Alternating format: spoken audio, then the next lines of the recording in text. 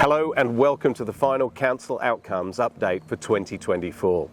There was a lot on the agenda for our December meeting, and I thank my Council colleagues, the City staff and the community in the gallery for their patience as we worked through what was a long meeting of over 4.5 hours.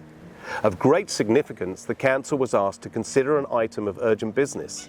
The motion requested Council to consider using the City's current and fairly plentiful cash reserves to fund the completion of the Saltwater, rather than going ahead with the previous decision, which had been to take out loans and increase rates to cover the costs. In the end, the decision Council made last month about the loans and rates was revoked, and the new decision was to use the cash reserves, which was carried 6-3. A number of people came in to present to us on the draft local planning scheme, and I thank them for their time and effort in sharing their views with us. Following extensive debate, the Council decided to put the advertising of the draft scheme on hold and instead have an elected member workshop to further discuss it. A local planning scheme is essentially the rulebook that guides all development across the city and protects the values that make the city such a special place to live.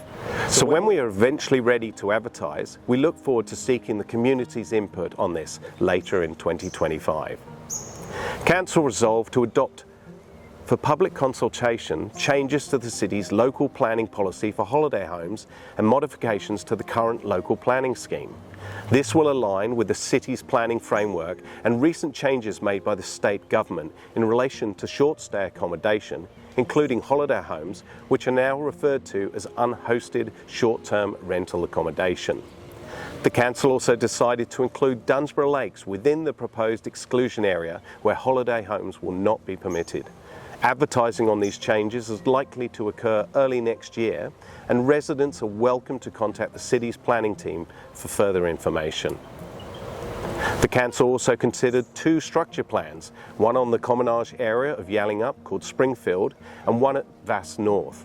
Both of these require further discussion before we progress with them, and Springfield, in particular, is going to be referred to a workshop with elected members.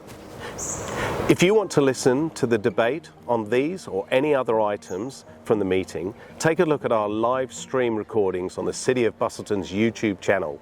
We post recordings of every council meeting so anyone interested can follow up. I wish you all a very Merry Christmas and have a great New Year.